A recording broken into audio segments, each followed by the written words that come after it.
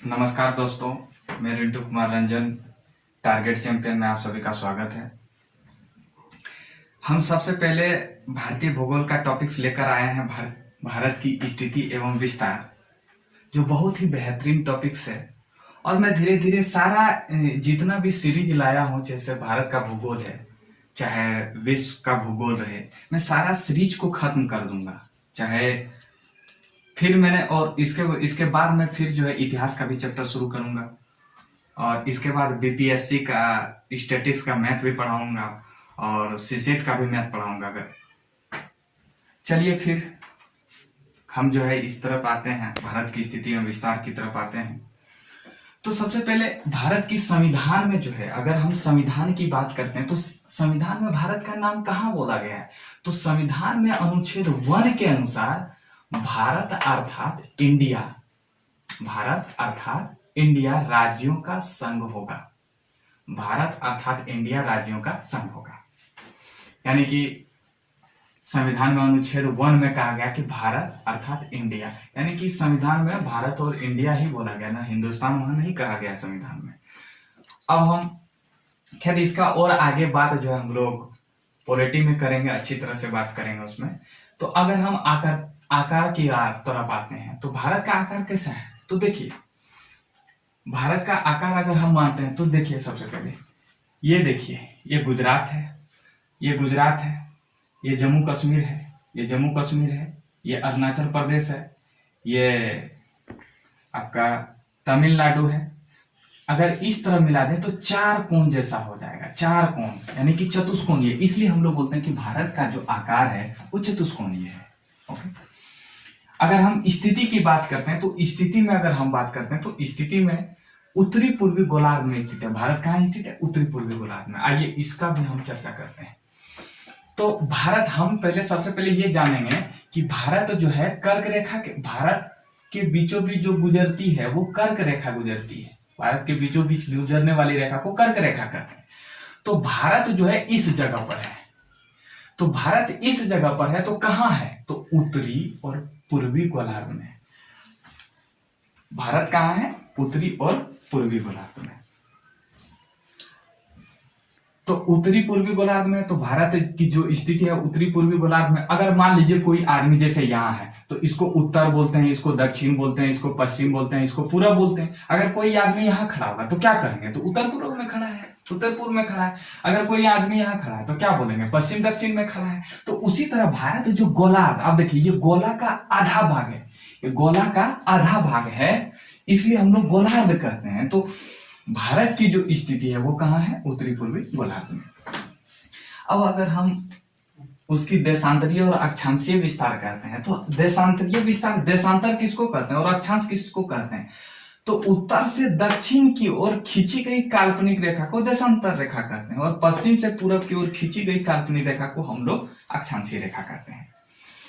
इसके बाद अगर हम बात करते हैं तो देशांतरीय विस्तार अगर बात करते हैं तो 68 डिग्री 7 मिनट से लेकर 97 डिग्री 27 मिनट तक पूर्वी देशांतर तक है। अब इसको याद कैसे करें?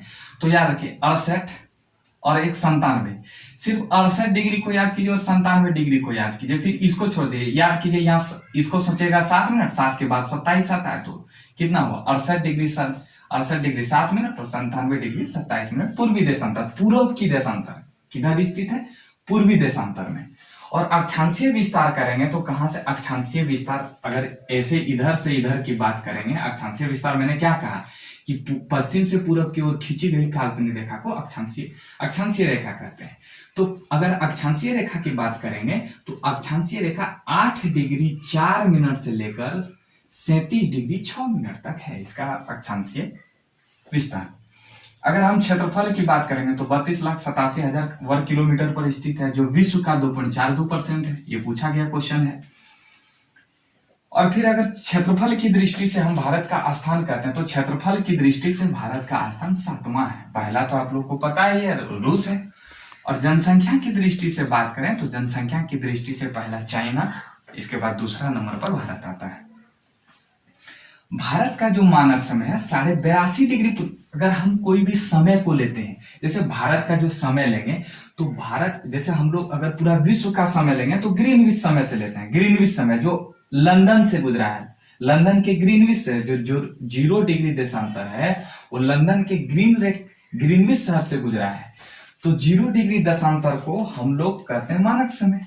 मानक समय यानी कि मुख्य जो समय लेते हैं वो 0 डिग्री देशांतर को लेते हैं। तो लंदन का ग्रीनविच समय मतलब जो लंदन से जो समय गुजरी है वो भारत के समय से 5.5 घंटा आगे है। अगर लंदन में 5 बज रहा होगा तो भारत में 10:30 बज रहा होगा। अगर लंदन में 6 बजेगा तो भारत में 11:30 बजेगा। सॉरी। इसके बाद अब हम भारत का मानक समय की बात करते हैं। तो भारत का मानक समय 82 डिग्री पूर्वी देशांतर है जो 5 राज्यों से होकर गुजरता है। कौन कौन? यूपी, एमपी, छत्तीसगढ़, उड़ीसा और आंध्र प्रदेश। और कहा? आंध्र प्रदेश। भारत का मानक समय 5 राज्यों से होकर गुजरता है। यूपी, एमपी, छत्तीसगढ़, उड़ीसा और आंध्र प्रदेश। इसके बाद हम आते हैं तो 82.5 डिग्री के जो नजदीक जो है सबसे नजदीक राजधानी है वो रायपुर है। तो 82.5 डिग्री पूर्वी देशांतर के सबसे नजदीक राजधानी है वो रायपुर है। और अगर हम बात करेंगे पृथ्वी जो है पश्चिम से पूरब की ओर घूमती है। पृथ्वी किधर से घूमती है? पश्चिम से पूरब की ओर। पृथ्वी को दो देशांतर यानी कि 1 डिग्री घूमने में 4 मिनट लगता है। तो 30 डिग्री घूमने में 2 घंटा लगेगा। 1 डिग्री घूमने में 4 मिनट लगता है। तो 30 डिग्री घूमने में 120 मिनट लगेगा। 120 मिनट यानी कि 2 घंटा। इसलिए गुजरात का समय अरुणाचल प्रदेश के समय से 2 आवर पीछे है। अगर गुजरात में 7 बजे सूर्योदय होगा तो 5 बजे अरुणाचल प्रदेश में होगा।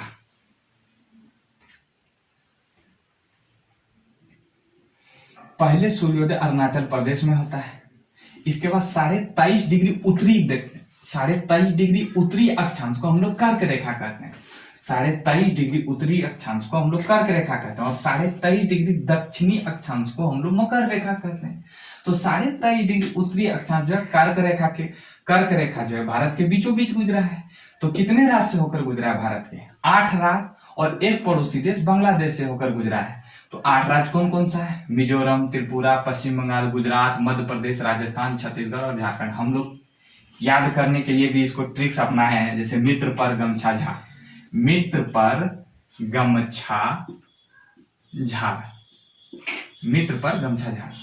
तो कोई बात नहीं, अगर ट्रिक्स भी लेते हैं तो ट्रिक्स को भी अपना लेंगे, कोई टेंशन नहीं, जो जैसे अच्छा लगे वो करेंगे। तो कर्क रेखा की सबसे ज्यादा लंबाई जो है एमपी में है। सबसे ज्यादा कर्क रेखा की लंबाई है एमपी में। कर्क रेखा के सबसे नजदीक जो राजधानी है वो रांची है।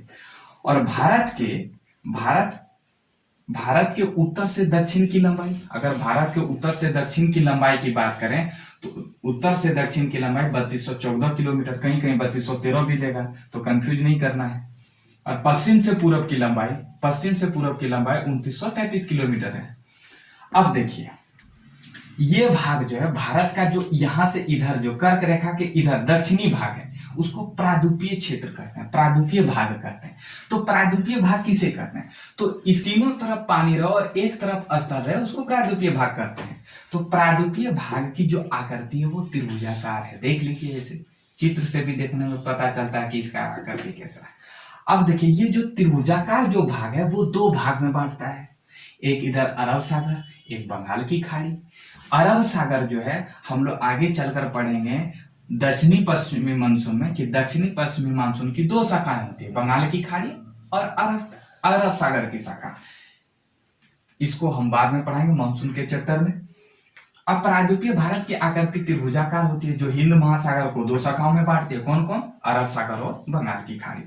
अब हम अगर देखिए, अब हम सीमा की बात करें तो सीमा की कितनी लंबाई चौड़ाई क्या है, कितनी तटीय सीमा की लंबाई है? तो बांग्लादेश से पाकिस्तान तक भारत की स्थलीय सीमा पड़ता है। अब मैप में भी देखिएगा तो बांग्लादेश से पाकिस्तान तक भारत की स्थलीय सीमा की लंबाई 15,200 किलोमीटर है। और अगर मुख्य भूमि की लंबाई की बात करें तो 6100 किलोमीटर है मुख्य भूमि। देखिए अगर हम बात करें, जैसे ये है स्थलीय सीमा, यहां से स्थलीय सीमा होता है। जो मुख्य भूमि है ये 6100 किलोमीटर है। और द्वीप समेत अगर भारत की तटीय रेखा की लंबाई बात करें तो वो 7516 किलोमीटर, तटीय रेखा, सिर्फ तटीय रेखा। तो भारत की सीमा की कुल लंबाई कितनी हो जाएगी? तो 15,200 और प्लस 7516 इक्वल टू 22,716। और अब पूछेगा कि 6100 क्यों नहीं जोड़े? तो 6100 क्या है? ये मुख्य भूमि की लंबाई है, सिर्फ मुख्य भूमि, ये मुख्य भूमि, इधर द्वीप वगैरह को सब छोड़ दिया, तो 6100 किलोमीटर है। भारत की सीमा की कुल लंबाई हम लोग 22,716 किलोमीटर पढ़ते हैं। इसके बाद सबसे लंबी तट रेखा वाला जो राज्य है वो गुजरात है, इसके बाद आंध्र प्रदेश है, इसके बाद तमिलनाडु है, और सबसे छोटी जो है तटीय रेखा वाला जो राज्य है वो गोवा है, और सबसे बड़ी तट रेखा वाला जो संघीय राज्य है वो अंडमान निकोबार है। इसके बाद